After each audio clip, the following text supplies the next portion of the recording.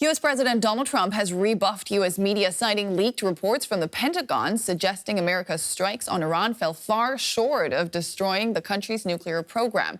His administration says that the program was, quote, obliterated in the weekend attacks. Now, this as a ceasefire between Israel and Iran appears to be holding after a very shaky start. Iran and Israel confirmed the truce shortly after firing salvos of missiles at each other. Both sides now claim to have won the war. Calm over the skies of Tel Aviv. 12 days of missile attacks traded between Israel and Iran have halted. Residents here are hoping that this signals a return to normal life.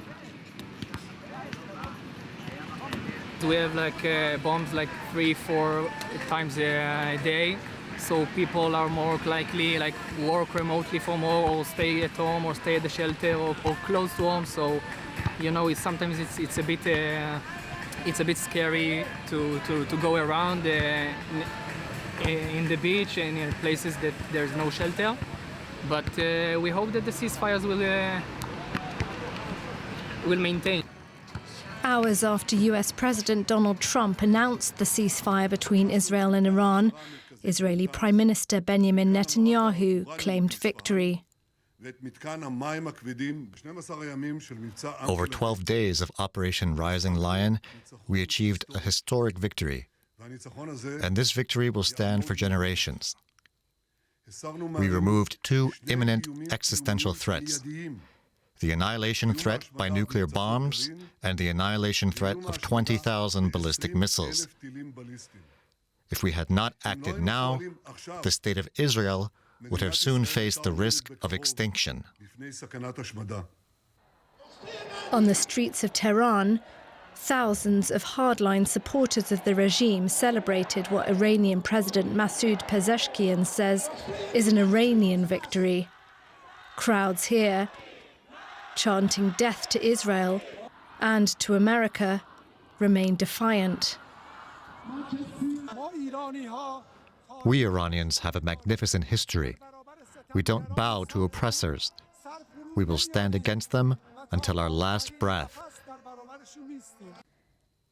Satellite images show damage done to the Fordo enrichment facility in Iran after last week's US strikes. President Donald Trump claimed to have obliterated Iran's nuclear program in the attacks. His ambassador to the UN gave this assessment to the UN Security Council. On June 21st, a U.S. precision operation effectively fulfilled our narrow objective to degrade Iran's capacity to produce a nuclear weapon. But a preliminary intelligence report leaked to US media suggests that Iran's nuclear capabilities have been set back by just a few months by the strikes. The White House is calling this assessment flat out wrong. Let's take a closer look with our Middle East analyst, Shani Rosanes. Shani, conflicting information coming out about how this war has affected the Iranian nuclear program. What do we really know at this point? Well, we understand this is a struggle over the narrative, what has really been achieved, and it has a lot of political implications for each side. But it's going to take much more before we actually know from the ground in Iran what kind of damage has been really made. The assumption of the Israelis and the Americans was that enough damage to the Fordo facility would be enough to get it out of service, even if the enriched uranium is still there. But despite the fact that the Iranians have said they have taken it out of there. So the assumption is that Israel, the accumulated damage of the scientists that were taken out by the Israelis, of the continuation of daily bombardments on different facilities, smaller factories, centrifugal centers, all of that together puts the Iranians several good years back. It is true, however, that there could be not only these 400 plus kilograms of enriched uranium, we don't know where they are, but there could also be other stockpiles of enriched uranium hidden somewhere. You don't need much in order to stash some of that, and that would make it much easier for Iran to restart the program. The key is now to see what the diplomacy takes us. Where do Iran stand with its next action when it comes to negotiations? Are there either sticking to the NPT, because they were suggesting they might be withdrawing from the treaty. That would be a good signal to understand where they're heading with the program.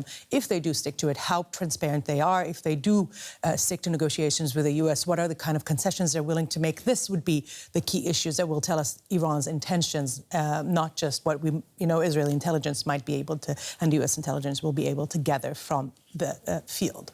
From the Israeli perspective, what has really been achieved in these 12 days? They brought the Americans in, they brought Trump. This is what they wanted. They wanted that statement. They wanted to see the U.S., the great U.S., standing side by side with Israel. This is not only a signal to Iran, as we have the back of the world's biggest, military and empire, but we also send this message to all of our adversaries in the region. We are not, despite some daylight, despite, any assumptions that Trump might be, more reliable, less reliable, when it comes to Israel, he made it clear that there's, eventually, when it comes to defending Israel's strategic needs and interests, the Americans are there, and that is something that very much emboldens and Israel's position and helps it reinstate its deterrence, which was always been a key pillar of its defense up until October 7th. Yeah. So what's next for them? Because there still is another war raging in Gaza. After quite a euphoric day yesterday for the Israelis, today they wake up to a very somber reality. As you're saying, Gaza is still there. It's not going.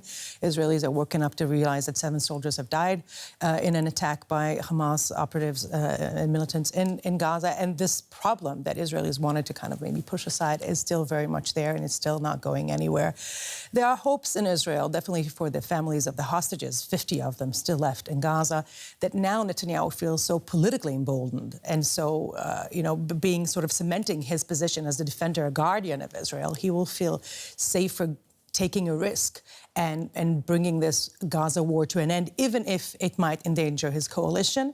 There's also talk about maybe the Americans, the Qataris coming in with force, trying to basically say to Israel, you've got what you wanted in Iran, now you got to deliver on Gaza and bring this war to an end. I think we'll see more developments in the next days and we'll realize where this is heading. As Middle East analyst Shani Rosanna, it's always great speaking to you. You're Thanks welcome, so much. Nicole. Iran's supreme leader, Ali Khamenei, is the latest in a succession of Middle Eastern rulers who believed a nuclear bomb could guarantee regime survival, and the latest to be challenged by Israel and the United States. For decades, Israel is keeping a quietly maintained nuclear weapons monopoly in the Middle East without ever officially acknowledging it. The strategy? A mix of secrecy, deterrence, and preemptive military action. Israel's nuclear program probably began in the late 1950s with French help and no global oversight before the Nuclear Non-Proliferation Treaty came into effect. When the NPT opened for signatures in 1968, Israel faced international pressure to join. But a secret understanding between Israeli Prime Minister Golda Meir and U.S. President Nixon from 1969 effectively allowed Israel to keep its nuclear arsenal as long as it stays in the shadows. Critics later called it a dangerous double standard. The policy paved the way for Israel's strikes against developing regional nuclear threats. In 1981, the Israeli Air Force bombed Iraqi Osirak reactor. The U.S. administration publicly condemned the strike. Diplomacy showed rare success in 2003 when Libya's Muammar Gaddafi voluntarily gave up his WMD program. But Israel still chose to pursue unilateral preemptive actions, reportedly striking Syria's El Kibar nuclear site in 2007.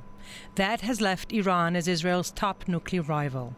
After seeing the leaders of Iraq, Libya and Syria all fall, Supreme Leader Ali Khamenei was willing to endure crushing sanctions, isolation, and even military attacks to protect his regime's nuclear ambitions. But after the damage inflicted in the last conflict, the question remains: how much more can his regime endure, and can Iran's nuclear pursuit survive? Let's extend that question to non-proliferation expert Ludovica Castelli. She researches the nuclear history of the Middle East and joins us now. Ludovica, where do Iran's nuclear ambitions stand after this war? Well, good morning, everyone. We've just seen a CNN report that came out yesterday. It was about a DIA intelligence assessment that basically said, recognized, acknowledged that the U.S. and Israeli strikes did not significantly destroyed Iran's nuclear program. It actually set it back by months, allegedly 2-3 months, which is completely, completely different as an assessment compared to the one from the White House. So, I mean, there are two considerations here to make. First, I mean, a few core sites of the nuclear program have not been targeted. And a few experts already noted it right after the attack. And I'm talking about a centrifuge production line, which is adjacent to the Natanz nuclear site. This facility is quite big, and we don't really know what in my house. And then there's the whole underground facility in Isfahan, and that has not been targeted. So the 400 kilos of high enriched uranium could be intact. So it might be quite easy for Iran to bounce back.